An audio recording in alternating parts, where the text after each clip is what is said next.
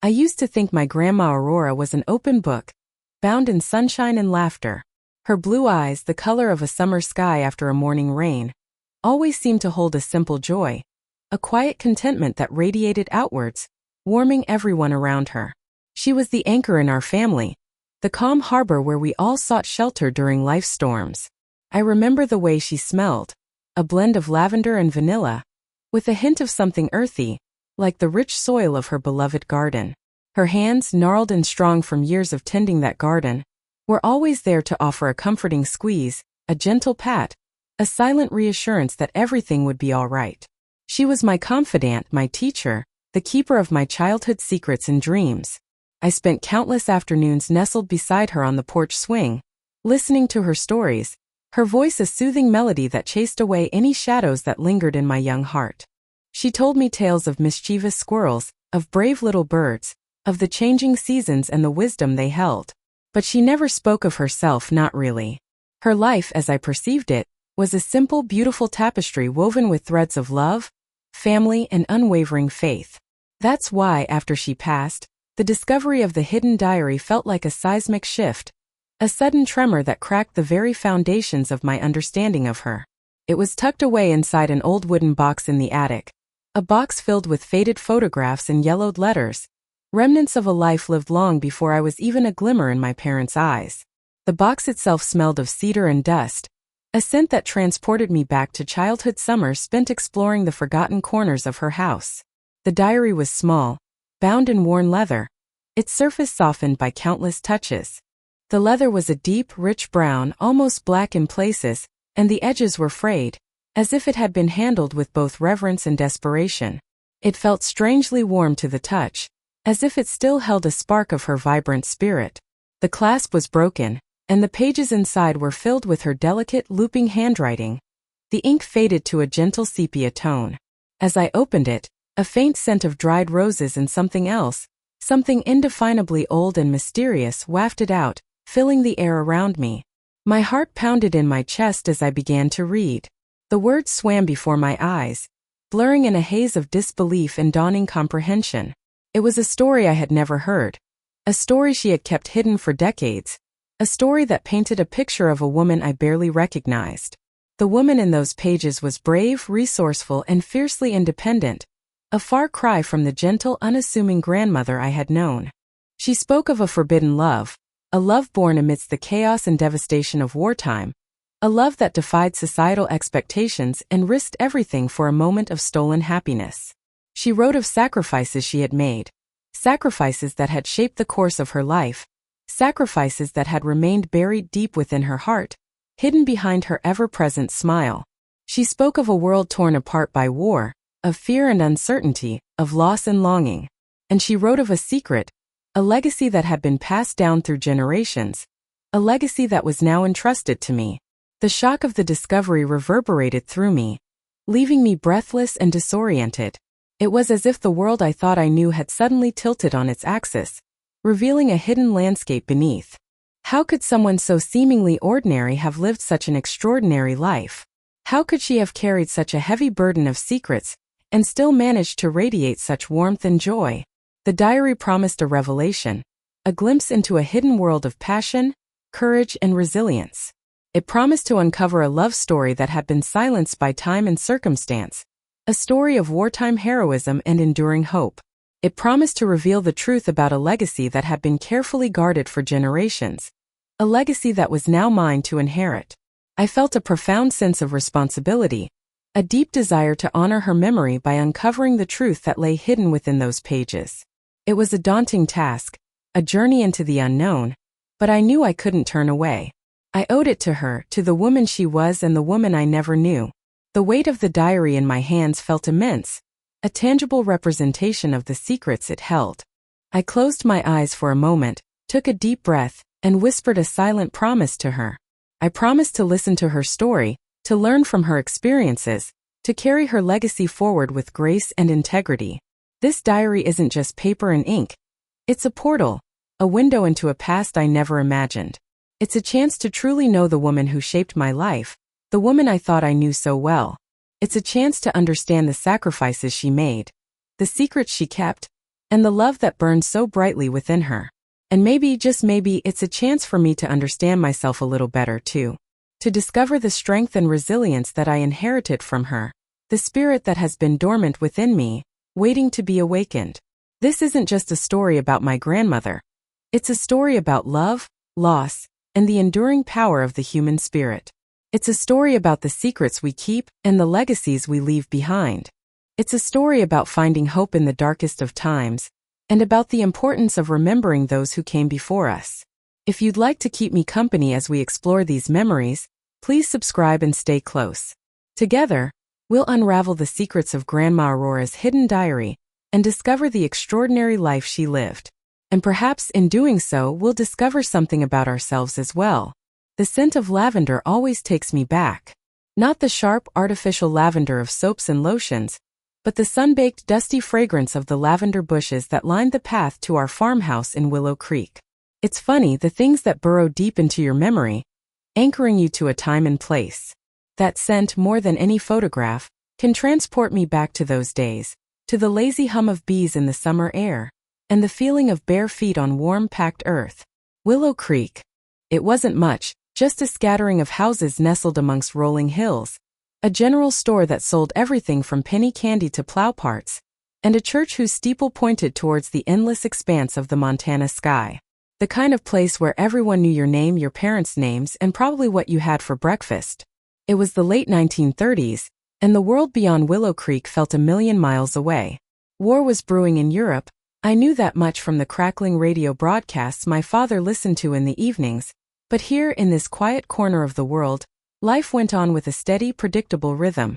Our farm, a patchwork of wheat fields and grazing land, was the center of our world. My parents, Thomas and Martha, were hard-working, simple folk.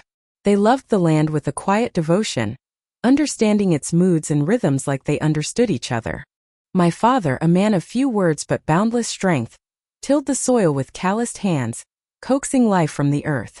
My mother, with her gentle smile and unwavering spirit, kept the home fires burning, her hands always busy kneading dough, mending clothes, or tending to the small vegetable garden that provided us with fresh greens and tomatoes. I was Aurora, their middle child, sandwiched between my older brother, Thomas, and my younger sister Lily. Thomas, with his head always in the clouds, literally and figuratively, dreamed of flying. He spent hours sketching airplanes in his notebook, his eyes filled with the longing for something beyond the horizon. He devoured every book and magazine he could find about aviation, his ambition a bright flame in our simple home. Lily, my little sister, was a creature of poetry and whispers. She saw the world in colors and rhymes, her imagination as boundless as the Montana sky. She'd spend hours wandering through the fields, collecting wildflowers and whispering stories to the wind. I was different from them, I think. I loved Willow Creek, I loved my family, but there was always a part of me that yearned for something more. Something I couldn't quite name. I felt it most strongly when I sat beneath the old willow tree by the creek, reading books borrowed from the traveling library that visited our town once a month. Stories of faraway lands, of bustling cities and daring adventures, filled my head with dreams. I devoured tales of explorers, artists, and revolutionaries, each page fueling my quiet restlessness. Our days were filled with the simple routines of farm life. We rose with the sun, the air crisp and cool, the sky painted in hues of pink and gold. After a hearty breakfast of oatmeal and homemade bread, we'd head out to the fields, each of us with our assigned tasks. Thomas, already strong for his age, helped my father with the heavier work, plowing and harvesting. Lily and I weeded the vegetable garden, picked berries, and helped my mother with the endless chores of keeping a household running. The work was hard, the days long, but there was a quiet satisfaction in seeing the fruits of our labor, in knowing that we were contributing to the well-being of our family. Evenings were a time for togetherness. After supper, we'd gather on the porch, watching the sun dip below the horizon, painting the sky in fiery shades of orange and purple. My father would tell stories of his own childhood, of the hardships his family had faced, and the resilience that had brought them through. My mother would hum softly as she knitted, her needles clicking a gentle rhythm. Thomas would point out constellations in the night sky, his voice filled with wonder as he spoke of distant planets and galaxies. Lily would recite poems she had written, her voice soft and melodic, her words weaving spells of beauty and longing. I loved those evenings, those moments of quiet connection. But even then, as I sat surrounded by the warmth of my family, I felt that familiar tug, that yearning for something more. I knew deep down that Willow Creek, as beautiful and comforting as it was, couldn't contain me forever. There was a world out there waiting to be explored, and I felt a growing compulsion to see it, to experience it, to leave my own mark on it. One summer, a traveling salesman came to Willow Creek. He was a dapper man with a slicked-back mustache and a suitcase full of wonders. He set up shop in the town square, displaying his wares, shimmering fabrics, exotic spices, and trinkets from faraway lands. I was mesmerized. I spent hours watching him, listening to his tales of adventure and intrigue. He spoke of cities I had only read about in books, of cultures I could only imagine. He showed me a piece of silk from China, its colors so vibrant, its texture so smooth. It felt like a dream in my hands. That night I couldn't sleep. The salesman's stories had ignited a fire within me, a burning desire to see the world for myself.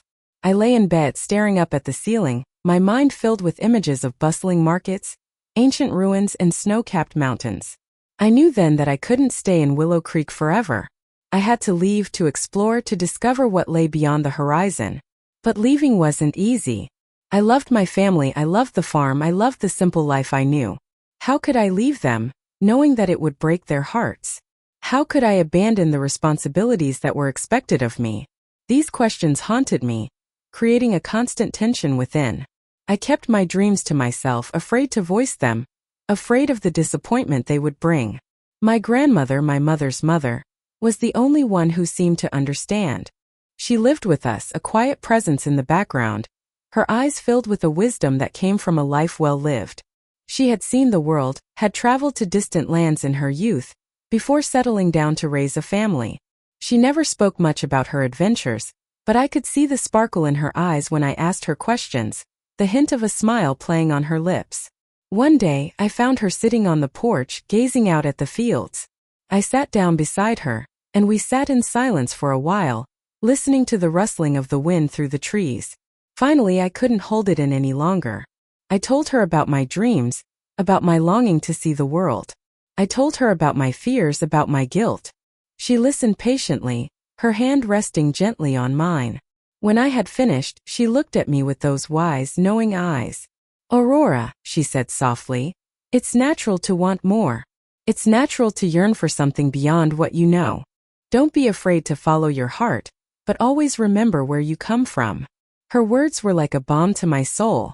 They gave me permission to dream, to hope, to believe that I could have a life beyond Willow Creek. But they also reminded me of the importance of family, of roots, of the love that bound us together. That conversation with my grandmother changed everything. It didn't make the decision to leave any easier, but it gave me the courage to start planning, to start preparing for the day when I would finally spread my wings and fly. And as I looked out at the familiar landscape of Willow Creek, I knew that no matter where my journey took me, a part of me would always remain here, rooted in this land, connected to the people I loved. The scent of lavender would always bring me home. But home, I was beginning to understand, wasn't just a place. It was a feeling. And that feeling I knew I could carry with me wherever I went. The scent of lavender and sun-baked earth still clung to Willow Creek that summer, but a new aroma, sharp and metallic, was slowly seeping in, the scent of war. It wasn't a smell you could physically detect, not at first. It was more of a taste on the tongue, a discordant note in the familiar melody of our lives. The radio, once a source of evening entertainment with its crooners and comedies, began to crackle with news from across the ocean. Names like Poland and France, places that had seemed impossibly distant, now echoed in our parlor, spoken with hushed urgency by the news anchors. Father would sit in his armchair, brow furrowed, listening intently, while Mother quietly mended socks, her needle flashing like a tiny, frantic spark in the dim light. At the market, the usual cheerful banter was muted, replaced by worried whispers about rationing and shortages. Letters arrived from cousins who had moved to the cities, detailing factory jobs and the growing demand for everything from boots to bullets. Evenings on the porch weren't filled solely with firefly light and laughter. They were punctuated by the distant drone of airplanes practicing maneuvers, a sound that made the chickens scatter and sent a shiver down my spine. Thomas, my younger brother, was practically vibrating with excitement. He saw the war as an adventure, a chance to prove himself. He devoured every newspaper article, sketching fighter planes in his notebook and dreaming of becoming a pilot. I saw a flicker of fear in Mother's eyes whenever he spoke of joining up, a fear she tried to mask with forced smiles and platitudes about duty and honor. Father, ever the stoic, simply grew quieter. He spent more time in the fields, his hands rougher, his gaze more distant. I knew he was remembering his own experiences in the Great War, experiences he rarely spoke of, but which had etched themselves onto his soul like permanent scars. He'd seen enough of bloodshed and loss, and the thought of his son heading into the same chaos clearly weighed heavily on him. As for me, the war initially felt like something happening to other people far away. But gradually the stories seeped into my consciousness, painting vivid pictures of shattered cities and displaced families. I started to question everything I had taken for granted: the safety of our little town, the unwavering goodness of humanity. The world, once a canvas of endless possibilities, suddenly seemed smaller, more fragile, and infinitely more dangerous. My romantic dreams, once filled with flowery fields and stolen kisses, now felt frivolous, almost shameful. The yearning for something more, something beyond the confines of Willow Creek, intensified. But it was no longer a simple desire for adventure. It was a desperate need to understand the forces shaping our world, to find my place in the unfolding drama. Then Elias arrived. He wasn't from Willow Creek. That was immediately obvious. Our boys were sturdy and sun-kissed, their movements easy and familiar.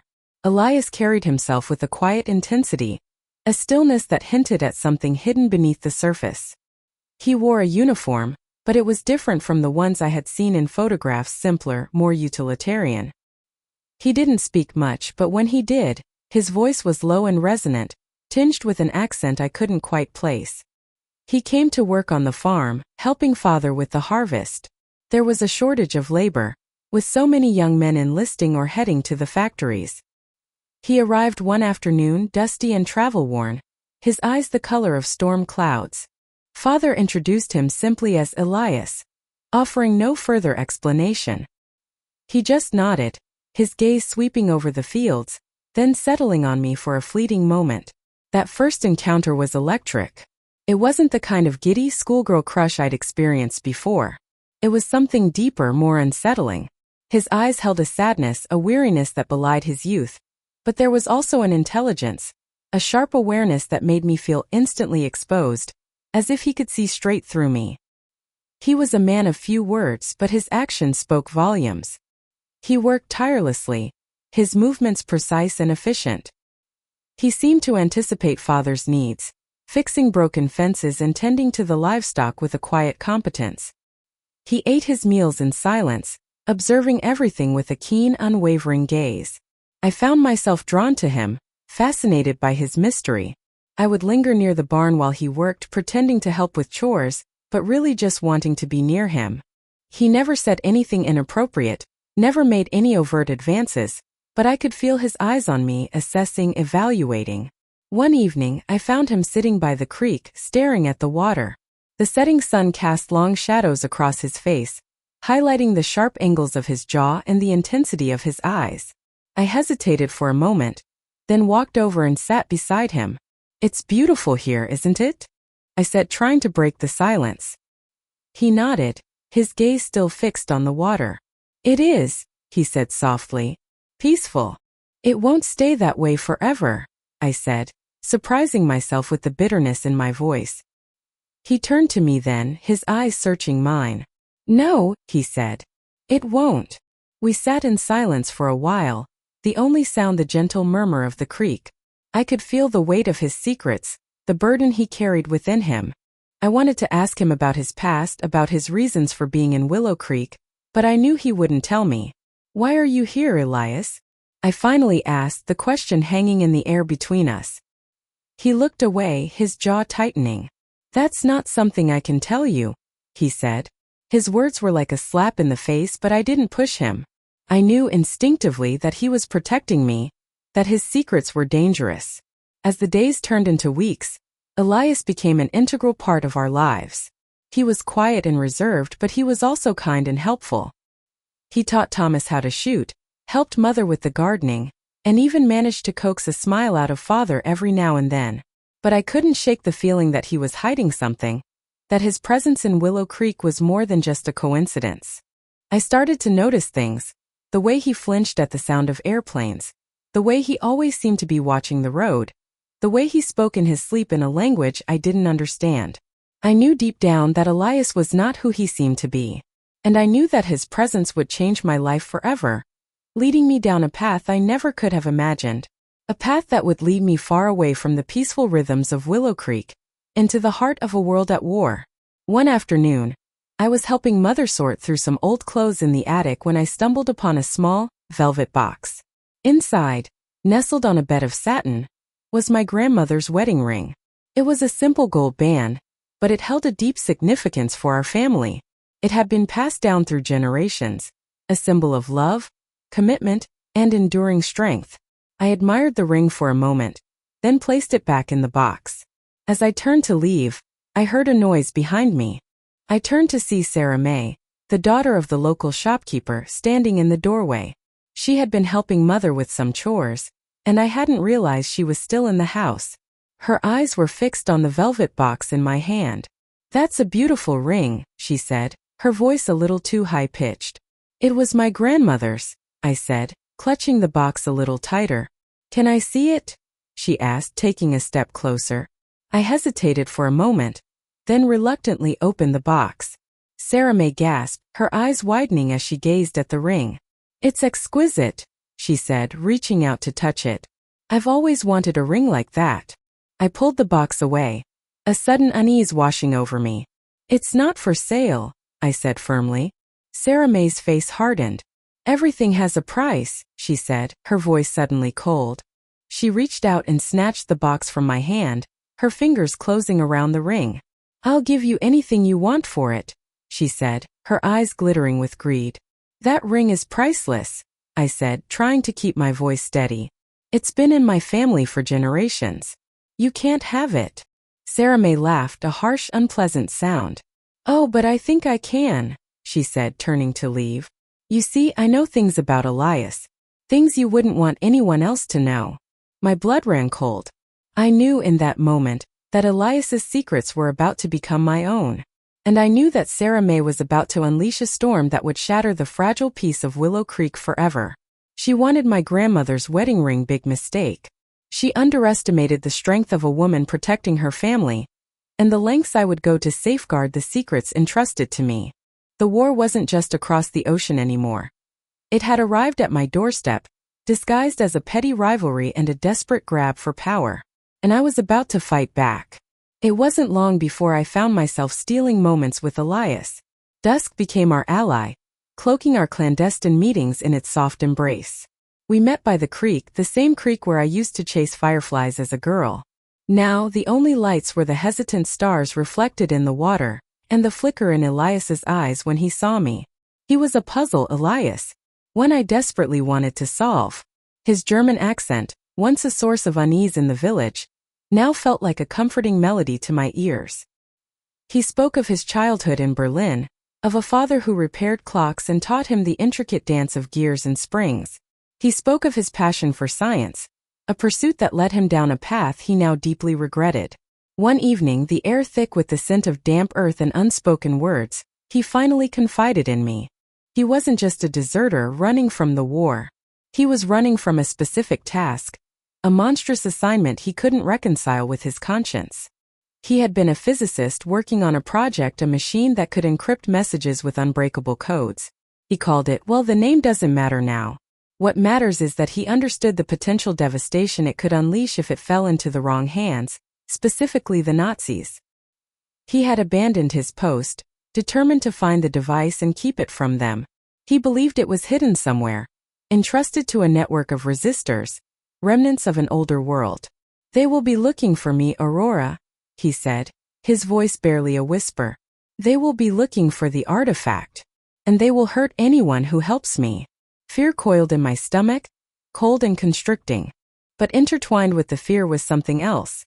A fierce protectiveness, a burgeoning love that defied logic and reason. "Then we'll be careful," I said, my voice stronger than I felt. We'll find it before they do. That night, I wrote in my diary, the words flowing from my pen like a torrent. I confess my love for Elias, my fear for his safety, and my growing sense of purpose. I had always been a quiet observer, content to live within the boundaries of my small world. But now the world was intruding, demanding I take a stand.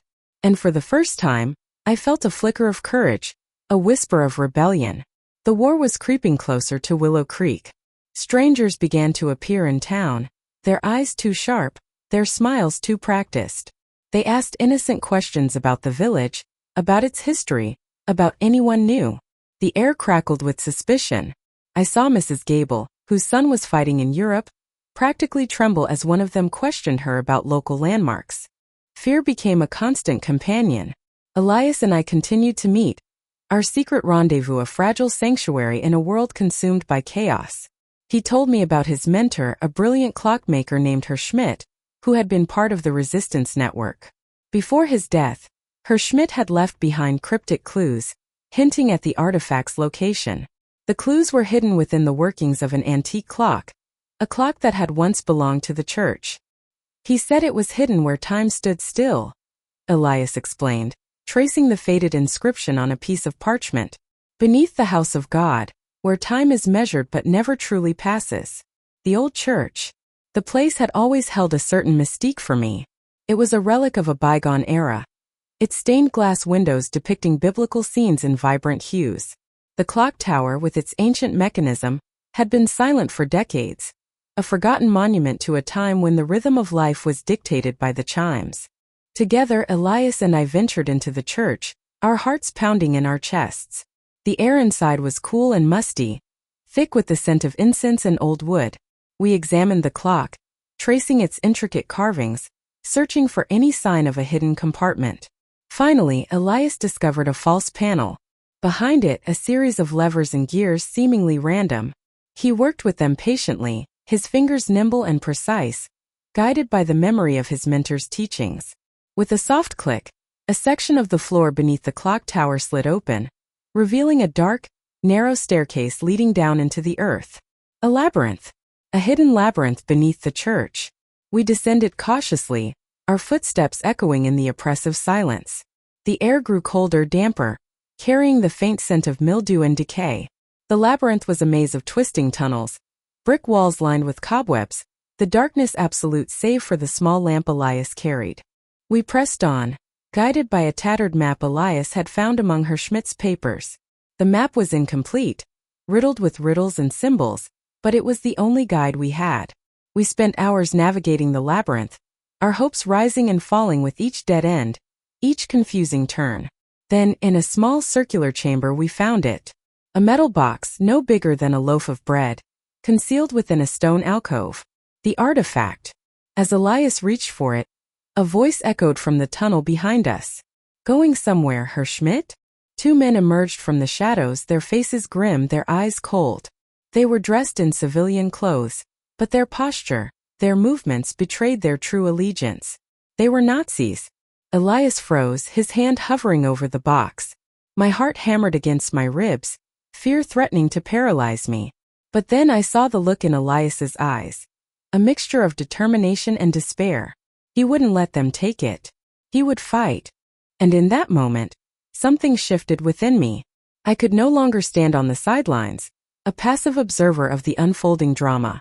I loved Elias. I would do anything to protect him.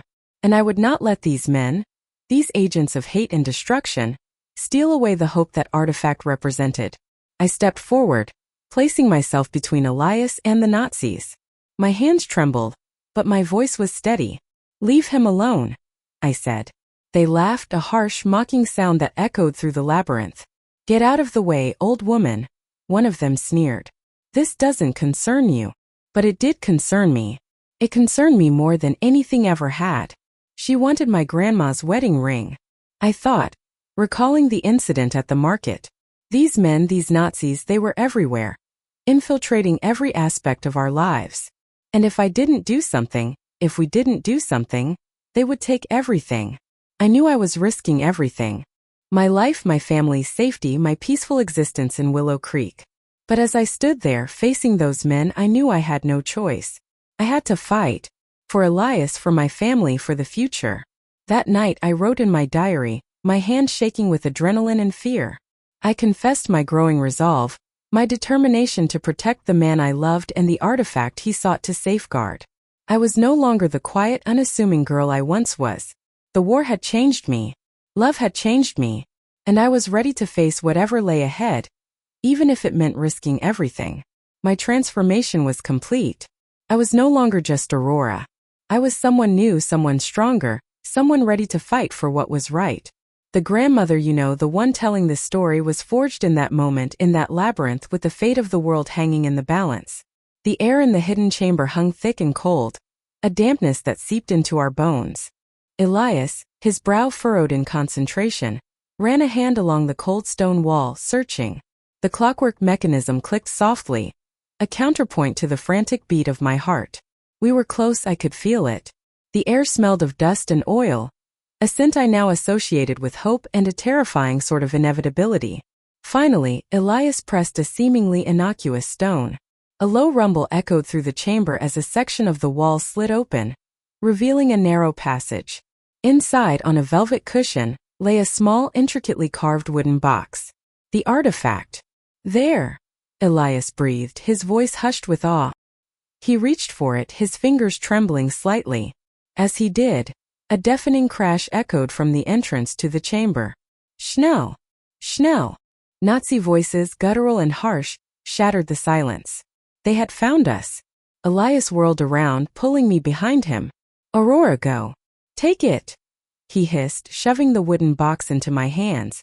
Panic clawed at my throat, but I knew he was right. We had to protect it, whatever it was.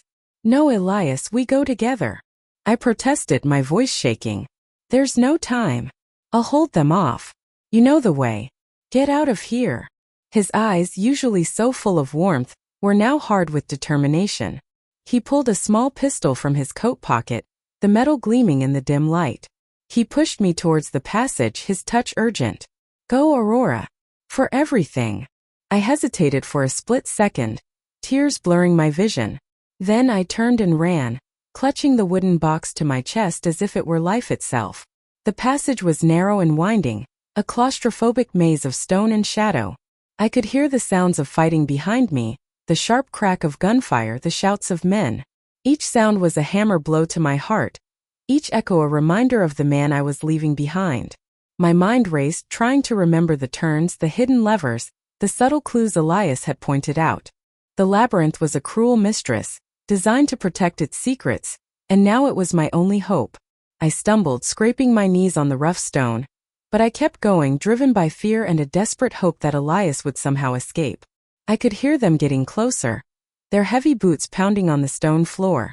They were relentless, like hounds on a scent. Suddenly, I remembered something Elias had told me about: a false wall, a hidden passage behind a tapestry. I scrambled through the darkness, my fingers searching for the telltale seam in the stone. My fingers brushed against something soft and yielding. A tapestry. I pushed against it, and with a groan the wall swung inward, revealing a narrow, dark passage. I slipped inside, pulling the tapestry closed behind me. I held my breath, listening. The sounds of pursuit faded slightly, but they were still there, a constant reminder of the danger that lurked behind me. I crawled through the passage, my hands and knees raw and bleeding. The air was thick with dust and I coughed, trying to stifle the sound. Finally, the passage opened into a small, hidden alcove. I collapsed against the wall, gasping for breath. Then I heard it. A single gunshot followed by silence. A silence so profound, so absolute that it seemed to swallow the world. My heart stopped. My breath caught in my throat. I knew what that silence meant. Elias. He was gone. Tears streamed down my face, hot and bitter. I pressed my hand against my mouth, trying to stifle the sobs that threatened to overwhelm me. He had sacrificed himself for me, for the artifact, for something he believed in. And I had left him. Guilt, sharp and agonizing, pierced through me. I should have stayed. I should have fought. I should have died with him. But he wouldn't have wanted that. He had entrusted me with the artifact, with a mission. And I couldn't fail him. I sat there for what felt like an eternity, lost in grief and despair. The wooden box lay heavy in my lap, a tangible reminder of the burden I now carried. Slowly, painfully, I began to pull myself together. I had to escape. I had to protect the artifact. I had to honor Elias's sacrifice. I stood up, my legs trembling, and made my way out of the alcove. The passage led to a hidden exit in the church, a small, unassuming door that opened onto a narrow alleyway. I emerged into the cold night air, the city lights blurring through my tears. I was alone, hunted, and heartbroken, but I was also determined. I found a small rundown hotel on the outskirts of the city.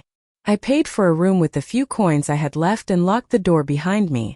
I sat on the edge of the bed, staring at the wooden box. I didn't know what it contained, but I knew it was important. Elias had given his life to protect it. I opened the box, my hands shaking. Inside, nestled on a bed of velvet, was a small, intricately crafted clockwork device. It was beautiful, delicate, and utterly incomprehensible. I picked it up, turning it over in my hands. It felt cold and smooth against my skin. As I held it, a strange sensation washed over me, a feeling of connection, of understanding. I didn't know what it was, but I knew I had to protect it. I had to find someone who could understand it, someone who could use it for good. That night, I started writing in this diary. I needed to record everything, to remember everything. I needed to tell Elias's story, to keep his memory alive. This diary became my confidant, my solace, my tether to the world. I poured out my grief, my fears, my hopes. I wrote about Elias, about his kindness, his courage, his unwavering belief in the good of humanity. Writing helped me to process my grief, to make sense of the chaos that had engulfed my life. It helped me to understand the weight of what I now carried, not just the device, but the legacy of courage, love, and sacrifice that Elias had entrusted to me. I knew that my life would never be the same. I was no longer just Aurora. I was Aurora who loved Elias, Aurora who had lost Elias, Aurora who carried his legacy. And I knew with a certainty that burned in my soul that I would not let him down. I would protect the artifact, I would honor his memory, and I would fight for the future he had believed in. The wedding ring, the one she wanted, the one that had been my grandmother's, it stayed on my finger. A constant reminder of what she wanted, and what she would never have. It was a symbol, not just of love, but of resilience, of the enduring power of the human spirit in the face of unimaginable loss. It was a symbol of what she thought she could take, and what she could never truly possess. The love that defined me, the sacrifice that shaped me, the legacy that I was now bound to carry forward. It was never about the ring. It was about the story it told. And that story was mine. The scrape of my boots on the stone floor was the only sound I could hear. My own ragged breaths, catching and hitching in my chest, felt foreign. Elias was gone. The labyrinth was behind me, but it felt like it had carved itself into my very bones. I didn't remember much of the escape. Just the cold stone, the oppressive darkness, and the echoing silence where his voice should have been. I ran on adrenaline, on the fumes of a promise I hadn't even voiced. Get out. Protect it. Home. The word felt hollow as I pushed open the back door. The familiar scent of Mom's baking, usually a comfort, now felt like a betrayal. How could the world keep spinning, keep smelling of cinnamon rolls when everything inside me had stopped? I went straight to my room, avoiding the living room, the kitchen, any place where I might have to offer an explanation I couldn't form. I locked the door, sank to the floor, and finally let the sobs rack me. They weren't pretty cries, the kind you see in movies. They were guttural, animalistic, tearing at my throat and leaving me gasping for air. The artifact. It was still clutched in my hand, cold and heavy. I stared at it, the smooth obsidian surface reflecting my own distorted face. Elias had given his life for this. What was I supposed to do with it? I hid it under the floorboards, beneath the loose one I'd always known about since I was a child. It felt sacrilegious, burying something so important in such an ordinary place. But I couldn't risk anyone finding it. Not yet. The days that followed were a blur of forced smiles and empty words. The official story was that Elias had died in a hiking accident. A fall. Untraceable. They said he was found near some obscure trail hours from anywhere. I wanted to scream. I wanted to tell them the truth, to tell them about the labyrinth, about the power he had tried to protect. But I couldn't. The weight of the secret pressed down on me, suffocating. My family grieved. Mom cried constantly, Dad was stoic, but I saw the pain in his eyes. They asked me questions, gentle, probing. Did he seem troubled, Aurora? Did he say anything unusual? I lied. Every time I opened my mouth, a lie slipped out. I told them he seemed happy, excited about his research. I told them he was just being Elias, eccentric and adventurous. The guilt was a constant companion. It gnawed at me, reminding me of the truth I was concealing, of the burden I now carried alone. I avoided mirrors. I couldn't bear to see the grief etched on my face, the haunted look in my eyes.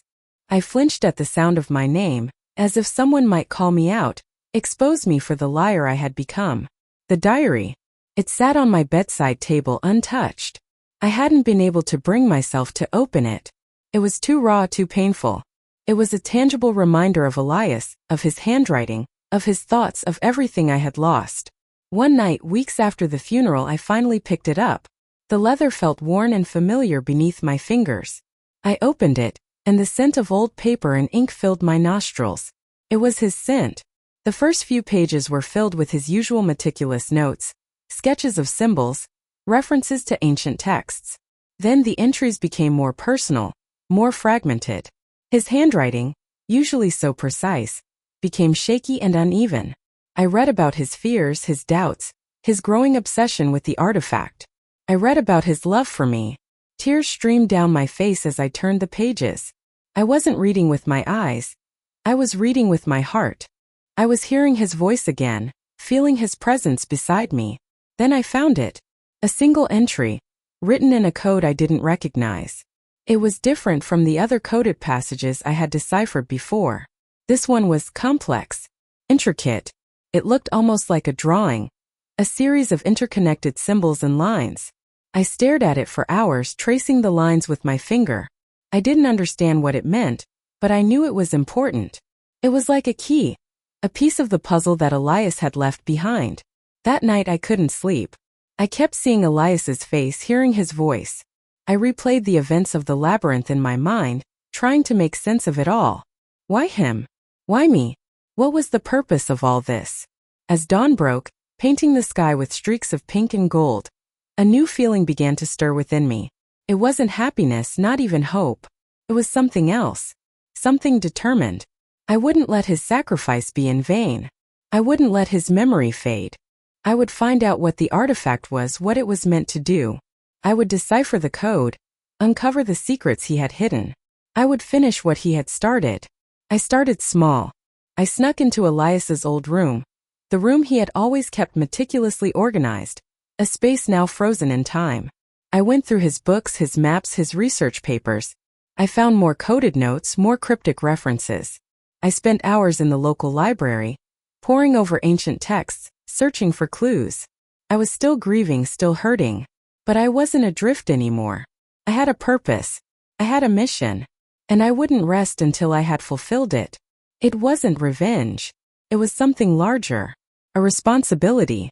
Promise. The world saw a grieving young woman. My family saw a shadow of my former self.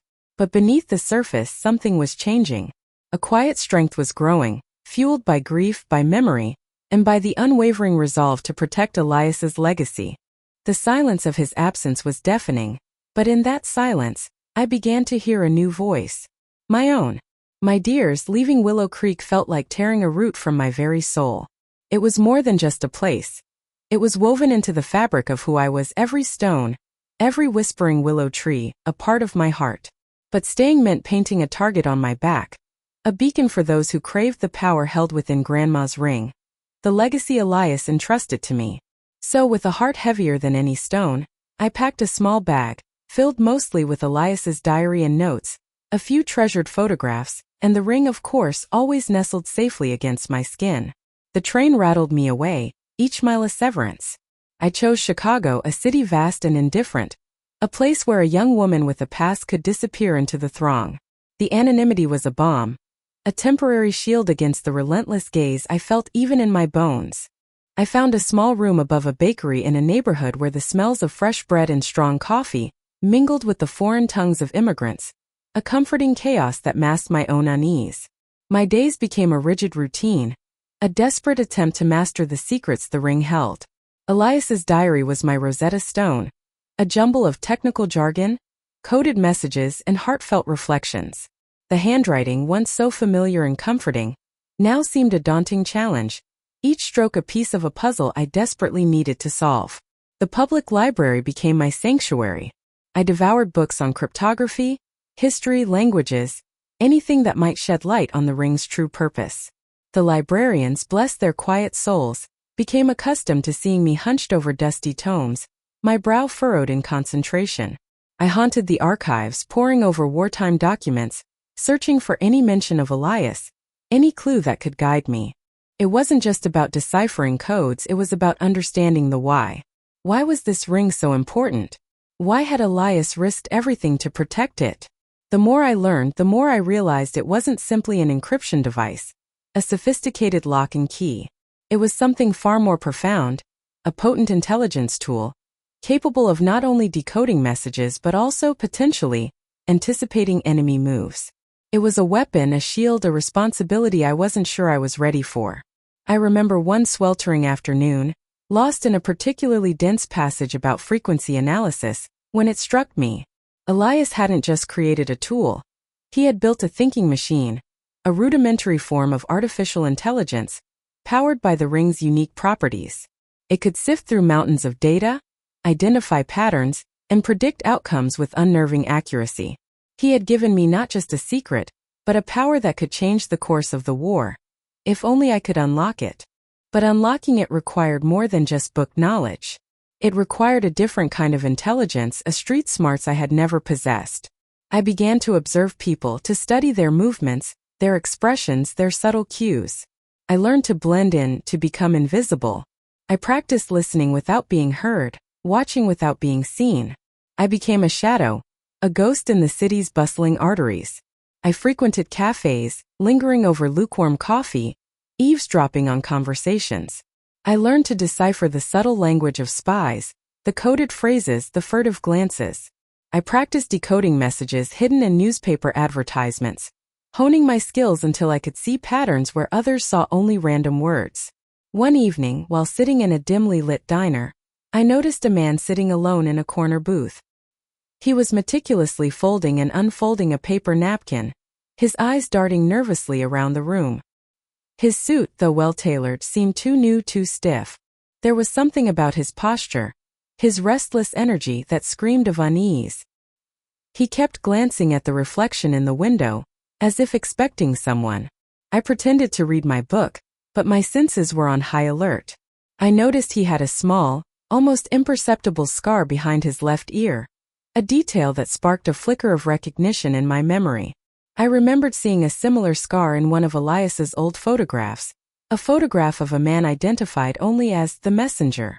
My heart pounded in my chest. Was this a coincidence? Or had they found me? I calmly paid my bill, my hand trembling slightly as I reached for my purse. As I walked past his booth, I deliberately bumped into his table, spilling his coffee. "Oh, I'm so sorry," I stammered, feigning clumsiness. As I apologized profusely, I subtly brushed against his arm, feeling a cold, hard object beneath his coat. A gun. I fled the diner, my breath catching in my throat. I ran through the crowded streets, dodging pedestrians, my mind racing. I knew I was being followed. I ducked into a movie theater, losing myself in the darkness, the flickering images on the screen a blur. I waited until the end of the show, then slipped out a side exit, melting back into the anonymity of the city. That night I didn't sleep. I sat by the window watching the city lights twinkle like distant stars, the ring warm against my skin. The incident at the diner was a stark reminder of the danger I was in, the relentless pursuit that would never cease. The loneliness was a constant companion. I missed Willow Creek, the familiar faces, the comforting rhythm of small-town life. I missed Elias, his gentle smile, his unwavering faith in me. But I knew I couldn't go back. I had a mission, a purpose. I was the guardian of a secret that could change the world, and I wouldn't let Elias down. I began to train. I learned self-defense from a gruff old woman who taught Tai Chi in the park. I practiced shooting at a local gun range, my hands shaking at first, but gradually gaining confidence. I learned to trust my instincts, to listen to the whispers of my intuition. I was no longer the naive young woman who had left Willow Creek. Grief had forged me into something harder, something stronger. I was learning to navigate the shadows, to anticipate danger, to protect myself and the legacy Elias had entrusted to me. I was becoming someone else, someone I barely recognized, but someone I needed to be.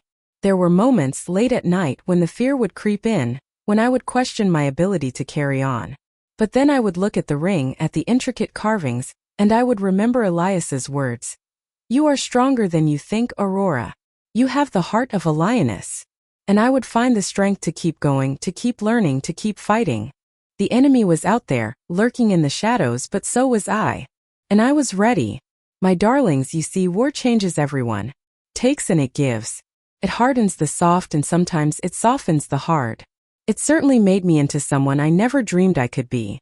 And it was all because of a ring, a diary, and a love that transcended even death itself. The attic dust swirled in the single shaft of sunlight, motes dancing like forgotten memories. I held the diary, its leather soft and worn beneath my fingertips, and felt a pang of something akin to guilt.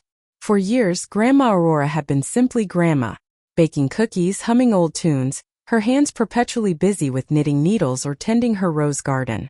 I hadn't seen the warrior, the woman who held secrets that could change the course of a world war. Now, with the diary open in my lap, the attic air felt thick with the weight of her untold story. The last entries spoke of coded messages sent through seemingly innocuous musical scores, of intercepted communications rerouted to mislead enemy forces, all facilitated by the ring. Elias ring. She wrote of the constant fear, the gnawing worry that she would be discovered, that the information she held so dear would fall into the wrong hands. There were sleepless nights spent deciphering complex patterns, fueled by strong coffee and an even stronger resolve. The pages crackled with the tension of those days, a silent scream echoing across the decades. She described one particular instance where she managed to delay a critical enemy offensive by subtly altering the timing of troop movements, gleaned from a coded message hidden within a popular waltz. The victory was small, almost imperceptible to the outside world, but for Aurora, it was a monumental achievement, a testament to her dedication and the ring's power. She wrote of the satisfaction, yes, but also of the profound sadness that came with knowing the weight of lives hung in the balance, dependent on her actions. The ring, she explained, wasn't just a conduit for communication. It amplified her intuition, allowing her to see patterns and connections others missed. It was like a subtle hum, a constant vibration that guided her, warning her of danger and pointing her towards opportunities. But the constant connection took its toll. She felt Elias' presence, a faint echo of his love and his sacrifice, but also the lingering sorrow of his absence. Then came the entry filled with a single word, repeated over and over, victory. Scrawled in shaky handwriting, it captured the raw emotion of the moment the war finally ended. The relief, she wrote, was almost unbearable. The exhaustion that followed was bone deep. The world erupted in celebration, but for Aurora, the joy was tinged with a profound sense of loss. So many lives lost, so much suffering endured. She couldn't simply forget. The ring, suddenly quiet, felt heavy on her finger. Its purpose for now was fulfilled. The diary entries that followed were sparse, almost hesitant. She wrote of leaving the bustling city, the place where she had lived in the shadows, and returning to Willow Creek. The name resonated with a deep familiarity. I remembered her stories of a quiet childhood, of rolling hills and babbling brooks. It was a place of peace, a sanctuary she desperately needed. She sold her apartment, packed her few belongings, and boarded a train heading west. As the city skyline receded in the distance, she felt a weight lift from her shoulders, a sense of closure she hadn't realized she craved. The ring, she decided, would be kept safe, a reminder of the past, but no longer a tool of war. In Willow Creek, she found a small cottage nestled beside the river, overgrown with ivy and wildflowers. She spent her days tending her garden, the scent of roses and lavender filling the air. She volunteered at the local school, helping children learn to read and write. She offered comfort to the returning soldiers, listening to their stories, offering a kind word and a warm meal. She learned to play the piano, filling the evenings with melodies that spoke of hope and resilience. The ring, no longer worn, rested inside a small ornate music box, a gift from Elias years ago. It sat on her bedside table, a silent guardian of her memories. The music box played a simple tune, a lullaby that soothed her to sleep, whispering of love and loss, of courage and sacrifice. It was a reminder that even in the darkest of times, beauty could still be found. She never remarried.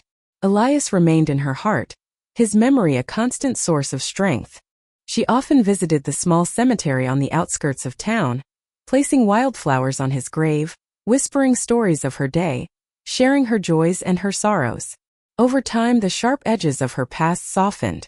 The fear and the anxiety faded, replaced by a quiet sense of peace. She became a pillar of the community, a source of wisdom and compassion. People sought her advice, drawn to her gentle nature and her unwavering spirit. She never spoke of her wartime experiences, but there was a knowing in her eyes, a depth of understanding that transcended words. And then she became Grandma Aurora, the woman I knew, the woman who smelled of lavender and freshly baked bread, the woman who always had a kind word and a warm hug, the woman who taught me to knit, to bake, to appreciate the simple things in life. Looking back, I see the subtle hints, the quiet strength that radiated from her, the way she always seemed to know exactly what I needed, even when I didn't know myself. I remember asking her once about the music box, about the ring inside. She simply smiled, a wistful expression in her eyes, and said, "It's a reminder of a love that never fades." She never told me the whole story, not in words. But now, reading her diary, I understand. I understand the sacrifices she made, the burden she carried, the courage she displayed. I see the woman behind the grandmother, the warrior who fought for peace, the lover who never forgot. The realization hits me with the force of a physical blow. Grandma Aurora wasn't just a sweet old woman who baked cookies. She was a hero. And she never sought recognition, never boasted of her accomplishments. She simply lived her life with grace and humility, quietly shaping the world around her, one act of kindness at a time. I close the diary, the leather warm in my hands. The attic seems less dusty now, the sunlight brighter, the memories clearer. I understand now why she kept the ring hidden, why she never spoke of her past. It wasn't about secrecy. It was about protection. Protecting the memory of Elias, protecting the peace she had fought so hard to achieve, protecting the quiet life she had built for herself in Willow Creek. And perhaps, in a way, she was protecting me, shielding me from the harsh realities of the world, allowing me to grow up in a world filled with love and laughter, a world she had helped to create.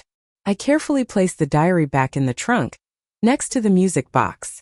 I know I will never look at Grandma Aurora the same way again, but my love for her, my admiration for her, has only deepened. She was more than just a grandmother. She was a legend.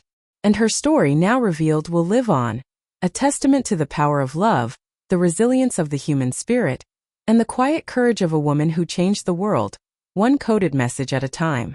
I climbed down the attic stairs, leaving the dust motes to dance in the sunlight.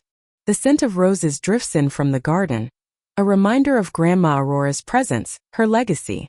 I know that even though she is gone, her spirit will live on, woven into the fabric of my life, a constant source of inspiration and hope. And I know with absolute certainty that if anyone ever tried to take her wedding ring, they would be making a very, very big mistake. Because they wouldn't just be taking a piece of jewelry. They would be taking a piece of history, a piece of love, a piece of Grandma Aurora's soul. And that I would never allow. The weight of the diary felt different now, not just paper and ink, but something substantial, a tangible piece of Aurora herself. I ran my fingers over the worn leather cover, tracing the faint indentations left by years of handling. The air in the attic hung thick with the scent of dust and time, but it no longer felt oppressive. It felt sacred. I wasn't just in an old storage space. I was in a cathedral built of memories. The incident with Clara, her grasping greed for the ring, seemed a distant echo, a jarring note in the otherwise harmonious melody of Aurora's life. It was a moment that, ironically, had forced me to confront the true value of things, the difference between what shines and what truly matters. The ring, beautiful as it was merely a symbol. Aurora's real treasures were etched in the pages of this diary, whispered in the stories she used to tell, and woven into the fabric of my own being. I opened the diary again, not searching for answers this time but simply to listen. The familiar handwriting, looping and elegant, seemed to dance on the page. I reread entries I had skimmed before, passages that had seemed mundane now shimmering with newfound significance. The simple descriptions of everyday life, tending her garden, baking bread, mending clothes, painted a portrait of quiet strength and unwavering resilience. Each task, each action was infused with a love that transcended the ordinary. The fairy tales she told me as a child echoed in my mind, not as fantastical escapes, but as parables of courage and perseverance. The princess who climbed the thorny tower wasn't just a character in a story. She was Aurora, facing her own formidable challenges with grace and determination. The woodcutter who protected the forest was Aurora, fiercely guarding her family and her values against the encroaching darkness of the world. I had heard these stories countless times, but only now, with the diary as my guide, did I truly understand their meaning. They weren't just tales for a child. They were coded messages, lessons whispered across generations. There was a passage, tucked away towards the end of the diary, written during a particularly difficult time in Aurora's life. She wrote of feeling lost and overwhelmed, of questioning her own strength and purpose. But then she recounted a moment of unexpected grace. A bird singing outside her window, the warmth of the sun on her face, a kind word from a stranger. These small moments, she realized, were the anchors that kept her grounded, the reminders that even in the darkest of times, there was still beauty and hope to be found. "The world is heavy," she wrote, "but the heart is stronger." That sentence resonated within me. A chord struck deep in my soul. I realized that Aurora's legacy wasn't about hidden secrets or valuable possessions. It was about the quiet strength she had cultivated, the wisdom she had shared through her stories, the unconditional love she had poured into her family. It was about the richness and complexity of a life lived fully, with all its joys and sorrows, its triumphs and failures. I thought of my own struggles, the challenges I had faced, the moments when I had felt lost and adrift. I had often wondered where I found the strength to keep going, the resilience to overcome obstacles. Now I knew. It was in my blood, passed down through generations, a legacy of courage and determination that had been forged in the fires of Aurora's life. The diary wasn't just a collection of words. It was a map to Aurora's soul, a window into her heart. It revealed the woman behind the grandmother, the warrior behind the gentle smile, the artist who painted her life with resilience and love. It showed me that even in the face of adversity, it was possible to create a life of beauty and meaning. I closed the diary, holding it close to my chest. A wave of emotion washed over me, grief for the years I had missed, gratitude for the gift I had been given, and a profound sense of peace. The attic no longer felt like a place of secrets and shadows. It felt like a sanctuary, a place where I could connect with my past, honor my ancestors, and find strength for the future. The sun began to set, casting long shadows across the attic floor. The dust motes danced in the golden light, swirling like tiny stars. I knew it was time to leave, but I didn't want to go. I wanted to stay there forever, immersed in the world of Aurora's diary, surrounded by the echoes of her life. But I knew that I couldn't. I had to carry her story with me, share it with the world, and keep her memory alive. Her legacy wasn't meant to be hidden away in a dusty attic. It was meant to be shared, to inspire others, to remind them that even in the darkest of times, there is always hope. As I walked down the creaking stairs, I felt a lightness in my step, a renewed sense of purpose. The weight of the past had lifted, replaced by a sense of clarity and understanding. I knew that my life would never be the same. Aurora's diary had changed me, transformed me, and given me a new appreciation for the power of stories, the importance of family, and the enduring legacy of love. The world outside seemed brighter, more vibrant, as if I were seeing it through new eyes.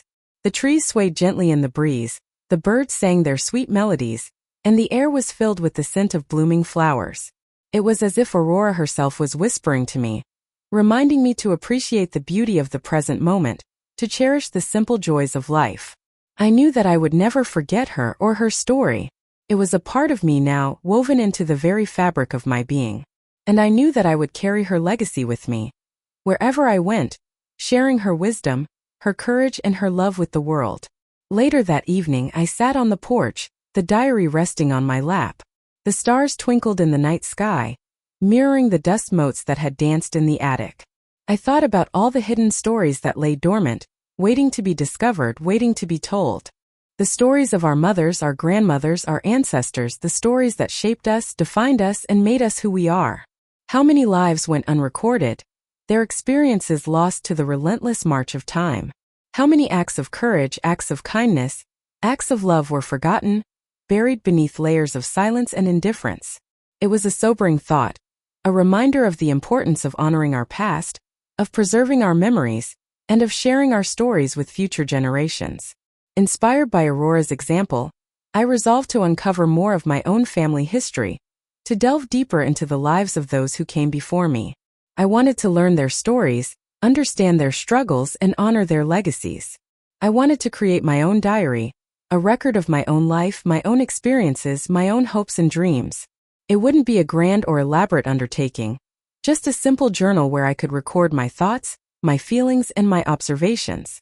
A place where I could reflect on the lessons I had learned, the challenges I had overcome, and the beauty I had found in the world.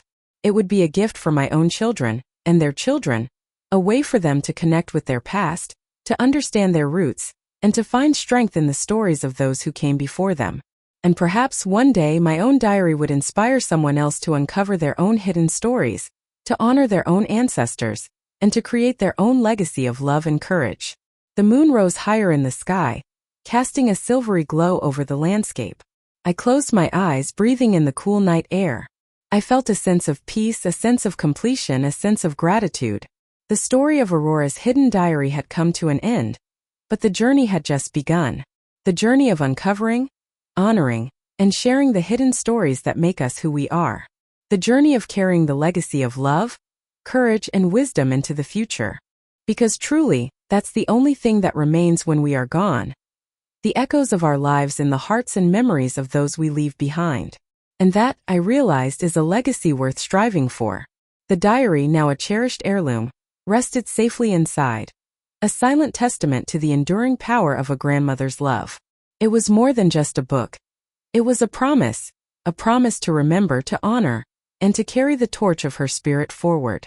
Here it is, the end of Aurora's story, or perhaps only the beginning. For stories like love and courage never truly end. They ripple outward, touching lives in ways we can scarcely imagine.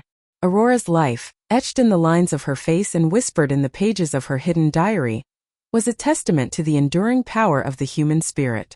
A spirit that could bend but never break.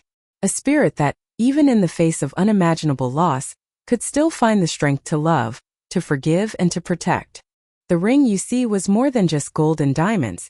It was a symbol of a promise, a vow made in a time of uncertainty, a beacon of hope in the darkest of nights. It represented Aurora's unwavering commitment to her family, to her love, and to her own sense of right and wrong. It was a tangible reminder of the life she built, brick by painstaking brick, after the war had taken so much. And the woman who wanted it, the one who thought she could simply take what was not hers, she didn't understand any of that. She saw only the monetary value, the glittering surface, blind to the history, the heartache, and the boundless love intertwined within its very being. That was her mistake. Because you can't take someone's history. You can't steal their love.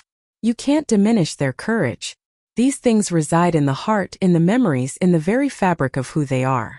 Aurora understood this better than anyone.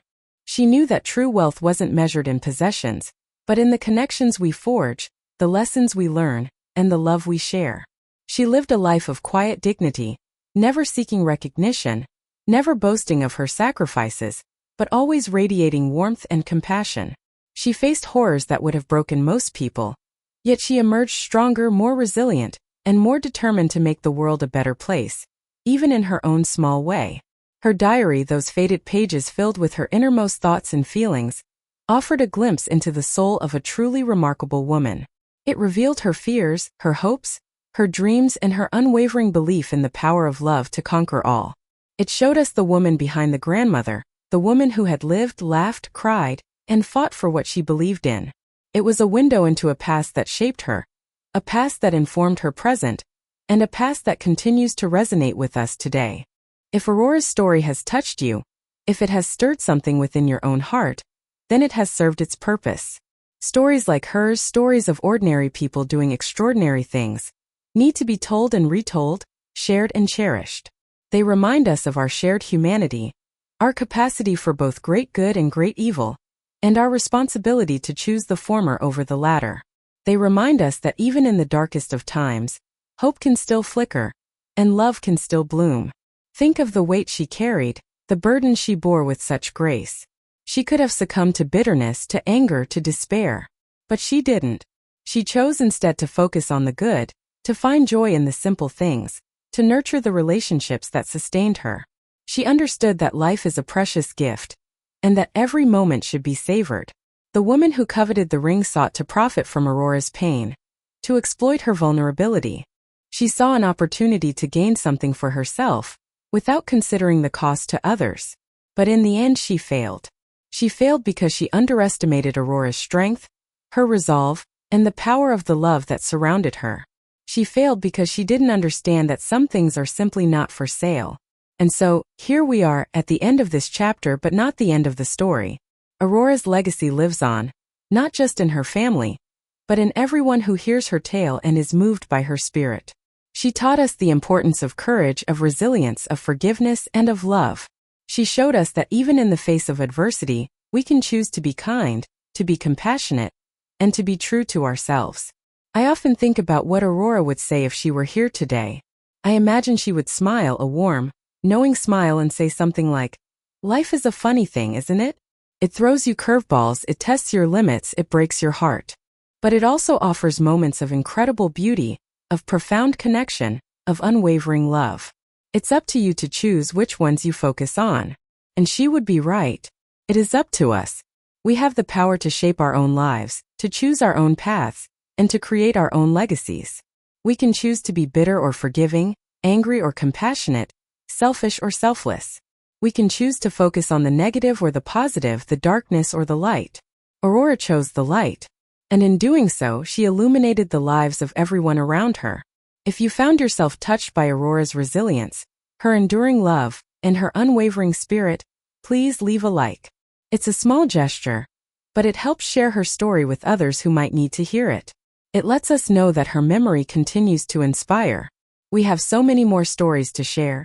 Tales of strength, love, and the human spirit that have been passed down through generations.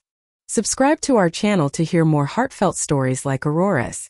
Each story is a piece of our collective history, a reminder of where we came from and who we can become.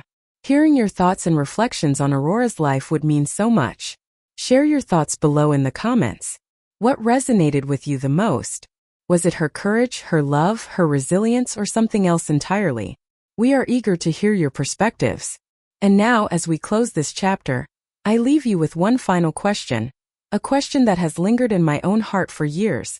What secret do you believe Grandma Aurora held closest to her heart? What was the one thing she cherished above all else, the thing that kept her going even in the darkest of times? Was it her love for her family? Her memories of her lost love? Her unwavering faith? Her belief in the power of hope? Think about it. Ponder it. And perhaps in the quiet moments of your own life, you will find the answer. And in finding the answer, you will discover something profound about yourself as well. Thank you for listening to Aurora's story. May her memory be a blessing, and may her spirit inspire you to live a life filled with courage, love, and resilience. And remember, every life has a story worth telling. Perhaps one day you will share yours. Until then, may peace be with you.